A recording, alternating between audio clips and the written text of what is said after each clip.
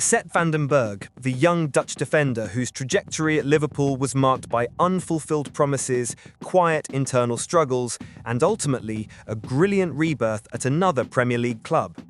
What makes this story even more intriguing is the fact that just weeks before his departure, Arne Slot reportedly looked van den Berg in the eye and said something that at first glance sounds almost paradoxical. "I believe in you, I want you to stay." Yes, the manager who would later let the player go was the same one who, days earlier, had given him hope for a future at the club of his dreams. This apparent contradiction is not a sign of inconsistency, but rather of the delicate balance between emotion and strategy that defines the day-to-day life of a modern coach. Someone who must manage not just tactics, but lives, dreams, and careers in constant motion. Sepp van den Berg, now a key figure at Brentford and an undisputed starter in the Premier League, having not missed a single minute this season, was once a promising youngster who saw the Liverpool badge as the pinnacle of everything he aspired to. But the reality inside Anfield was very different from the dream he had carried since childhood.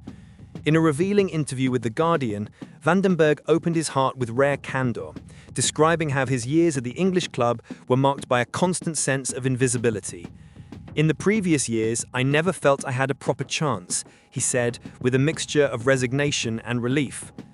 Then came Slot, with his direct and human approach, and in a moment that seemed like the start of a turnaround, he said, "You're doing very well. I want you to stay.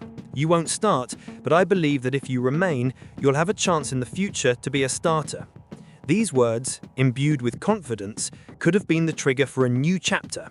After all, with the potential departure of Ibrahima Konate at the end of the season and Jarell Quansah's recent transfer, the path seemed to be opening. However, van den Berg had already gone through 3 consecutive loans, experiences that, while formative, also left him weary of waiting for an opportunity that never truly came. He wanted to play, lead, grow, not just train in the background, hoping for a miracle. The most moving aspect of this story is not merely the professional decision, but the emotional weight it carried. Van den Berg admitted, with a vulnerability rare among elite athletes, that there were times when he returned home in tears, isolated, without even speaking to anyone. "Do you call that depressed? Maybe that's too strong a word, but I wasn't okay."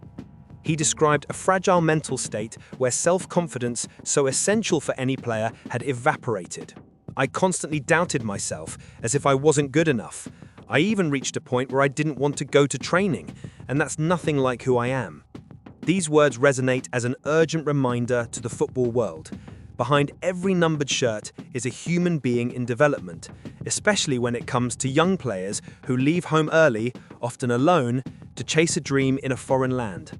Van den Berg, despite having loving parents, his mother, for example, made daily video calls, felt alone in his internal struggle. "She didn't fully know how I felt," he acknowledged, and it was here that he issued a powerful appeal, both to clubs and families. Take care of the youngsters. Make sure they're truly okay. It is a reminder that technical talent, however brilliant, requires emotional support to flourish. Yet, as in any journey of overcoming adversity, there is also a bright side. Van den Berg not only survived that dark phase, he emerged stronger, more mature, and, above all, more authentic. "I learned a lot from that. It made me the person I am today," he said, with a spark of gratitude, even for the pain. He also recalled a serious injury suffered during his loan at Schalke, which at the time seemed catastrophic. When you're young and football is all you have, any setback feels apocalyptic. It feels like your whole world is collapsing. Yet it was precisely in that dark space, as he described it, that he found the resilience necessary to restart. Today, defending Brentford with authority and consistency, he is not just a starting player, he is a symbol that sometimes leaving a big club is not a failure, but a necessary step towards self-discovery and the full realization of one's potential. Meanwhile, at Anfield, Arne Slot continues to shape his vision for Liverpool with firm hands and watchful eyes. His squad management has been relentless, but never cold. He let go of big names such as Darwin Núñez and Luis Diaz and invested in a deep renewal, prioritizing tactical balance, collective mentality, and, above all, clarity of purpose. Even promising youngsters like Harvey Elliott, now at Aston Villa, and experiencing a turbulent period, form part of this constantly evolving puzzle. Slot is not merely assembling a team, he is building an identity. And in this process, every decision, however painful it may seem, is made with one eye on the present and the other on the future.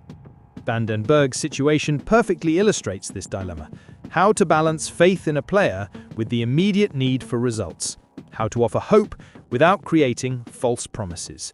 The answer, as we see, is never simple and rarely linear. Speaking of tactical dilemmas, another intrigue stirring Liverpool's corridors in 2025 involves none other than Mohamed Salah and the young German prodigy Florian Wirtz. According to persistent rumors in the sports press, Slot faces a true luxury problem: how to fit two elite players who, despite their brilliance, do not seem to function together on the pitch. Wirtz, who recently provided 2 decisive assists against Eintracht Frankfurt while playing on the right, once again demonstrated why he is considered one of Europe's brightest young talents. But that position is precisely the one Salah has mastered for years. The question, therefore, is not technical, but almost philosophical: how to choose between the established symbol and the promise of the future. For now, there are no definitional answers, only speculation, tactical adjustments, and the constant search for the balance that defines the work of a top-level coach. Furthermore, the transfer market continues to bubble, with names like Antoine Semenyo linked to Liverpool. However, according to insider Dean Jones, a possible January arrival for the striker seems unlikely. From what I understand at the current situation, the clause in his contract wouldn't be active at this stage, Jones explained, suggesting that any move involving Semenyo is likely to happen only in the European summer. This reinforces the idea that Slot prefers to plan calmly, avoiding hasty solutions that might compromise the long-term architecture he is building at Anfield. And Arne Slot, far from being either a villain or a hero in this narrative, emerges as a complex character, a manager who, even when saying, "I believe in you," knows that sometimes the best thing for the player and for the club is to follow separate paths. In 2025, Liverpool is not merely seeking titles, it is rediscovering its soul, one step at a time, with courage, empathy, and an insatiable curiosity about what the future holds. And it is precisely this combination between strategy and humanity that makes this new era so fascinating, so unpredictable, and, above all, profoundly human.